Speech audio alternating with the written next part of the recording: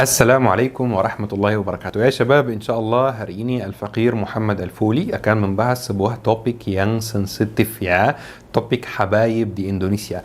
Apakah di negeri kita tercinta ini Indonesia ada habaib yang palsu? Emang ada yang namanya habaib palsu? Dan bagaimana caranya menentukan ini habib asli dan ini habib palsu? Dan bagaimana harus sikap kita terhadap habib yang palsu maupun habib yang asli.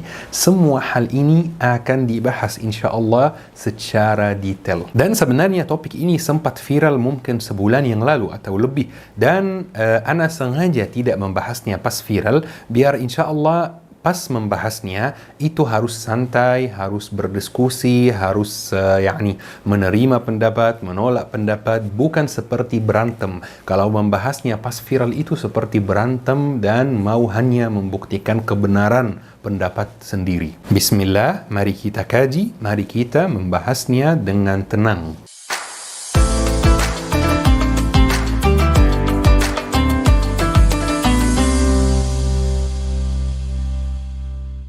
Ya syabab, Alhamdulillah Al-Faqir menuntut ilmu di Mesir dan Alhamdulillah juga sudah berinteraksi dengan banyak orang dari seluruh dunia karena memang saya kelahiran sana.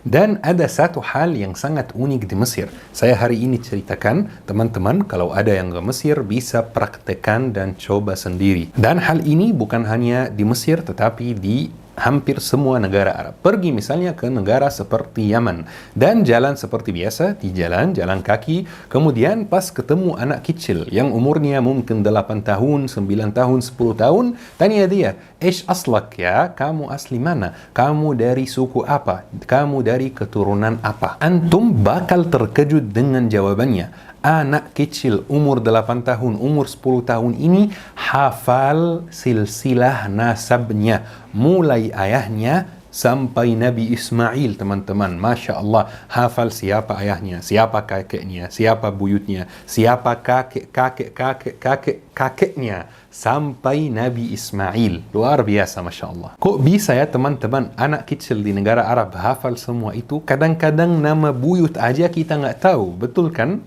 Dan ini sebenarnya hal yang sangat wajar, karena ada tradisi di negara Arab, Arab Saudi, Yaman maupun Mesir, yang namanya ilmu ansab, ilmu nasab. Ini salah satu ilmu yang sangat canggih dan sangat modern di negara Arab.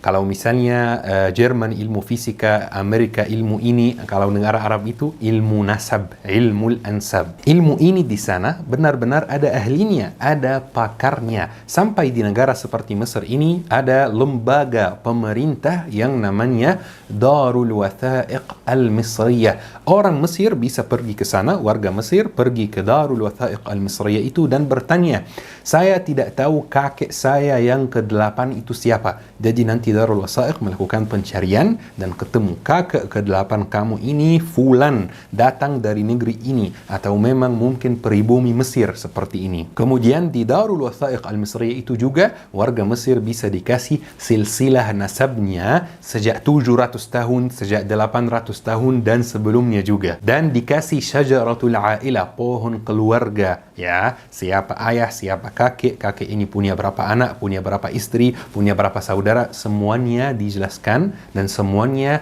tertulis dan tersimpan di Darul Wathaiq Al-Misriyah. Dan Darul Wathaiq Al-Misriyah itu ada juga di Turki, bukan hanya di Mesir. Al-Faqir Muhammad Al-Fuli sendiri tahu kakeknya yang dari 700 tahun itu siapa, jejak hidupnya seperti apa, datang dari negara mana, istrinya siapa, anaknya siapa. Saya tahu semua informasi ini. Ini sudah hal yang sangat wajar di sana. Bahkan di Arab Saudi dan di Yaman lebih keren, lebih detail, lebih teliti lagi. Di sana ada dari tokoh masyarakat yang namanya pakar ahli nasab. Dia itu kalau misalnya ada perselisihan, dia didatangkan, kemudian ditanya, ini anak siapa, ini istri siapa, ini keponakan siapa, ini sepupu siapa. Dia tahu semuanya, kenal satu persatu. Cerita yang Al-Faqir sampaikan sekarang ini kesimpulannya bahwa ilmu nasab ini adalah ilmu yang mu'tabar, yang ada ahlinya, yang ada pakarnya, yang ada detailnya. Makanya para ulama mengatakan, man takallama fi ghairi fannihi ata bil ajaib.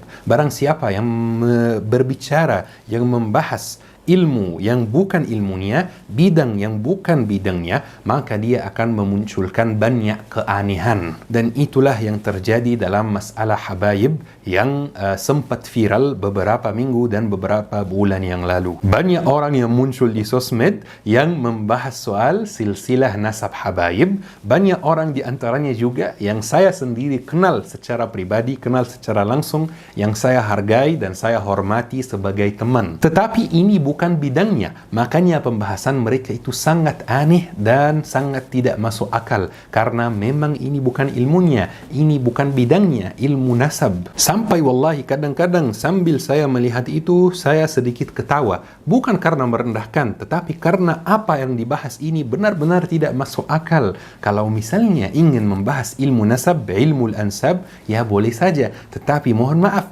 pergi ke Arab ke sana 3 bulan, 4 bulan, 1 tahun, pelajari ilmu nasab dari pakarnya, dari ahlinya, baru membahas dan baru meragukan nasab orang lain. Bukan membahas tanpa ilmu dan terlanjur dalam dosa qazf, dalam dosa caci maki. Dan ini sebuah pembukaan untuk menjawab pertanyaan, apakah habaib di Indonesia itu benar keturunan Rasulullah, benar punya silsilah nasab yang tersambung langsung ke Rasulullah atau tidak. Baik ya syabab, untuk menjawab pertanyaan ini saya juga ada satu cerita yang insyaAllah kesimpulannya bisa menjawab semua pertanyaan kita ini. Alhamdulillah, kakek saya di Mesir, kakek Al-Faqir Muhammad Al-Fuli itu termasuk orang yang bisa dibilang tokoh masyarakat dan atau bisa dibilang pejabat penting atau bisa dibilang saya nggak tahu istilahnya apa, tetapi pokoknya di tempat kerja beliau itu, beliau sangat disukai orang, beliau sangat terkenal dan sangat dihormati dan sangat dihargai oleh orang-orang sekitar. Ini bukan sombong ya, ini saya cuma menjelaskan tanpa memberi detail biar juga menjaga privasi keluarga di Mesir. Jadi setelah kakak meninggal dunia, saya pas umur mungkin 10 tahun, 11 tahun, kurang ingat, pokoknya masih kecil, saya sempat ke tempat kerja beliau, di mana beliau itu sangat terkenal ya. Saya iseng main ke sana, saya mau lihat-lihat saja.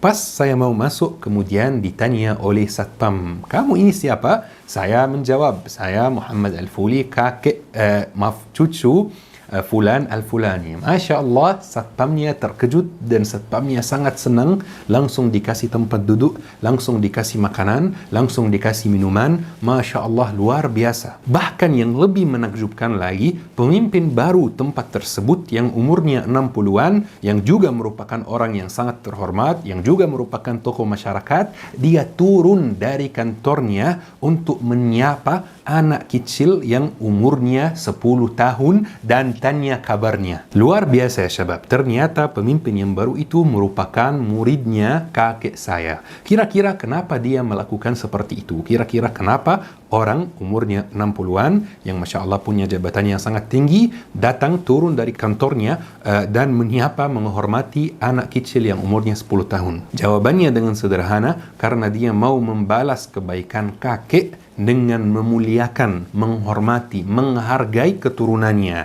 dengan memuliakan cucunya. Satu pertanyaan lagi, apakah pemimpin tersebut sebelum menyapa saya, apakah dia berhenti dan bilang, oh, kamu yakin kamu ini keturunan guru saya? Kamu yakin kamu ini keturunan beliau? Kamu mana buktinya kalau kamu keturunan guru saya? Dia nggak melakukan ini karena dia tahu kalau dalam Islam ini hukumnya haram. Haram hukumnya kita meragukan nasab seseorang. Ini dosa yang tidak kecil, teman-teman. Dalam agama Islam, jika ada satu orang yang mengaku misalnya dari keturunan si fulan, dilarang kita mengingkari, terima saja. Tetapi di waktu yang sama, ada ancaman yang sangat berat buat orang yang mengaku dari sebuah keturunan, tetapi ternyata mereka bukan dari keturunan tersebut. Ada ancaman yang lebih berat lagi dan dosa yang lebih besar lagi. Rasulullah bersabda, "Man idda'a ila ghairi abihi wa huwa ya'lamu annahu ghairu abihi, fal jannatu 'alaihi haram." Barang siapa yang mengaku bernasab ke selain ayahnya dan dia tahu kalau ini bukan ayahnya, maka surga diharamkan atasnya. Surga diharamkan baginya ya teman-teman. Ancaman yang sangat berat. Rasulullah bersabda, "Laisa min rajulun yadda'i ila ghairi abihi wa huwa ya'lamuhu illa kafar." Barang siapa yang mengaku bernasab ke selain ayahnya dan dia tahu kalau ini bukan ayahnya, maka dia kafir, keluar dari golongan muslimin. Subhanallah ya syabab, ancaman yang sangat keras. Tetapi kalau diperhatikan, konsekuensinya di akhirat, bukan di dunia. Misalnya tidak masuk surga, misalnya kafir, semuanya konsekuensinya di akhirat, bukan di dunia. Kalau kita di dunia, kita tidak berhak meragukan nasab seseorang. Kita tidak berhak mengatakan kepada seseorang, nasab kamu bermasalah, buktikan. Karena ini termasuk caci maki, termasuk qazf, dan ada dosanya. Jika kita merasa kalau dia itu misalnya berbohong, tinggal diam saja, terima saja. Sudah, nanti di akhirat semuanya akan jelas. Mungkin ada yang akan bertanya, berarti Ustaz, kita tidak boleh menanyakan nasab habaib di Indonesia, betul kan? Jawabannya, menurut saya, menurut Al-Faqir, tidak boleh dan tidak penting dan tidak bermanfaat jika kita menanyakan nasab siapapun. Tetapi untuk mengantisipasi masalah tersebut, keturunan Rasulullah di setiap negara yang mereka kunjungi, mereka mendirikan lembaga, yayasan untuk memverifikasi, untuk mengecek nasab silsilah setiap orang yang mengaku kalau dia dari keturunan Rasulullah sallallahu alaihi wasallam. Setiap orang yang mengaku hal tersebut dicek oleh yayasan yang mereka dirikan itu. Kira-kira dia benar, jujur atau bohong. Kalau di Mesir misalnya namanya Niqabatul Ashraf. Kalau ada yang keturunan Rasulullah, pasti dia punya karneh, punya kartu dari Niqabatul Ashraf tersebut yang isinya betul orang ini dari silsilah nasab Rasulullah sallallahu alaihi wasallam. Kalau kita di Indonesia ada Ar-Rabitah Al-Alawiyah. Ar-Rabitah Al-Alawiyah ini fungsinya kalau benar Habib, benar nasabnya tersambung ke Rasulullah sallallahu alaihi wasallam, berarti punya surat, punya buku, punya karne dari Ar-Rabitah Al-Alawiyah. Karena Niqabatul Ashraf di Mesir dan Ar-Rabitah Al-Alawiyah mendatangkan pakar ilmu nasab, ahli ilmu nasab yang bisa menentukan ini anak siapa, ini kakek siapa, kakek nomor berapa yang pindah dari misalnya dari Yaman ke Indonesia dan seterusnya. Pakar ahlinya yang menentukan, sebagaimana jika dokter menentukan sebuah obat yang kita harus makan, kita tetap makan walaupun kita tidak tahu bahan obat ini apa, efek samping obat ini apa, walaupun kita tidak tahu setiap bahan itu positifnya apa, negatifnya apa, kita tidak tahu, tetapi kita tetap makan karena obat ini dikasih oleh ahlinya, pakar ilmu kesehatan. Dalam contoh soal nasab ini, juga nasab ditentukan oleh ahlinya, oleh pakar ilmu nasab. Maka kita tidak boleh meragukan kalau kita tidak punya ilmu dalam soal nasab ini. Jadi ya syabab, solusinya mudah untuk mengetahui ini Habib atau bukan. Jika terdaftar dalam Rabitah Alawiyah, maka dia 100% Habib. Tidak ada keraguan dan tidak boleh ada yang meragukan karena dia dapat sertifikat, dapat pengakuan dari pakar ilmu nasab bahwa dia keturunan Rasulullah. Tidak ada keraguan dan tidak boleh ada yang meragukan. Ya syabab, dalam cerita yang Al-Faqir Muhammad Al-Fuli tadi sampaikan, orang yang jabatannya tinggi itu yang umurnya 60-an menghormati dan menghargai anak kecil yang umurnya 10 tahun karena kakek anak kecil tersebut, yaitu saya waktu itu, merupakan guru pejabat tersebut.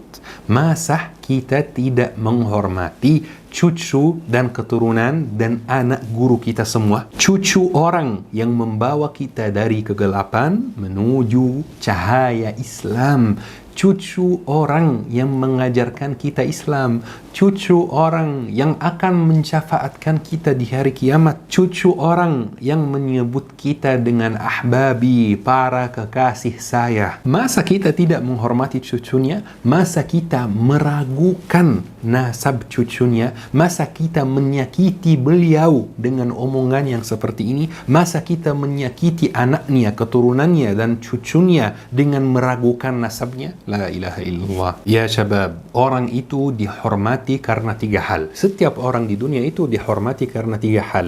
Semakin dia menguasai 3 hal tersebut, maka semakin dia dihormati. Yang pertama adalah akhlaknya. Jika akhlaknya mulia, dia dihormati orang. Yang kedua adalah ilmunya. Jika dia berilmu, maka dia akan dihormati orang. Yang ketiga nasabnya. Jika dia misalnya merupakan anak teman dekat kita atau anak misalnya guru kita, maka kita akan menghormati dia. Mungkin ada yang akan bertanya, mohon maaf Ustaz, kadang-kadang saya lihat di YouTube atau di dunia nyata ada beberapa orang yang habaib yang mohon maaf akhlaknya tidak seperti kakeknya. Mohon maaf melakukan hal yang tidak boleh dilakukan. Ini bagaimana Ustaz? Ini jawabannya dengan sederhana. Masih ingat 3 hal yang saya baru sebutkan ini?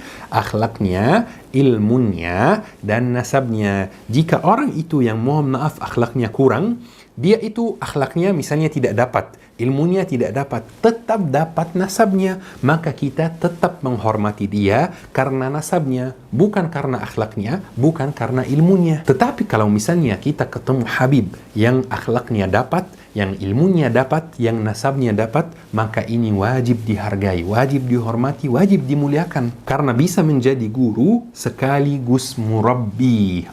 Jadi kita menghormati. Tetapi yang penting tanpa ghulu, tanpa berlebihan. Menghormati tanpa ghulu, menghargai tanpa ghulu. Karena penyakit kita umat Islam di zaman ini adalah ghulu, berlebihan dalam segala hal. Kalau suka, sangat suka. Kalau benci, sangat benci. Padahal Imam Ali bin Abi Thalib mengatakan, ahbib habibaka hunan ma, asa an yakuna baghidaka yawman ma, wa abghid baghidaka yawman ma, asa an yakuna habibaka yawman ma. Cintailah orang yang kau cintai seperlunya, karena bisa jadi dia menjadi musuhmu suatu hari. Dan bencilah orang yang kau benci seperlunya, karena bisa jadi dia menjadi orang kekasihmu, orang yang kau suka suatu hari. Ini masalah kita teman-teman, masalah umat kita di zaman ini, yaitu ghulu, berlebihan, makan berlebihan, minum berlebihan, main HP berlebihan, nongkrong berlebihan, pamer harta dan kekayaan berlebihan, suka berlebihan, benci berlebihan. 50% dari masalah kita akan hilang jika kita menghindari sifat ghulu, sifat berlebihan ini. Jadi ya syabab, kesimpulan dari kajian hari ini insyaallah sangat sederhana. Yang pertama, kita tidak boleh meragukan dan membicarakan nasab seseorang kalau kita tidak menguasai ilmu nasab, sebagaimana kita tidak boleh membicarakan dan memberi nasihat dan merasa tahu semua dalam soal ilmu kesehatan dan obat-obatan kalau kita tidak menguasai ilmu kedokteran. Bahkan dalam undang-undang kalau kita memberi nasihat atau masukan terkait kesehatan dan ternyata nasihat ini merugikan dan kita bukan ahli kesehatan, ini bisa dipidana. Setiap orang itu ada bidangnya. Ihtarimul takhassus, wajib menghormati bidang masing-masing. Yang kedua, meragukan nasab seseorang itu termasuk dosa dalam Islam. Jadi ayo kita menghindari dosa tersebut. Dan termasuk dosa juga, bahkan lebih besar dosanya, untuk mengaku dari sebuah keturunan, dari sebuah keluarga, tetapi kita ternyata bukan dari keluarga tersebut. Tetapi ini konsekuensinya di akhirat nanti, di hari kiamat. Di dunia, selama kita masih di dunia,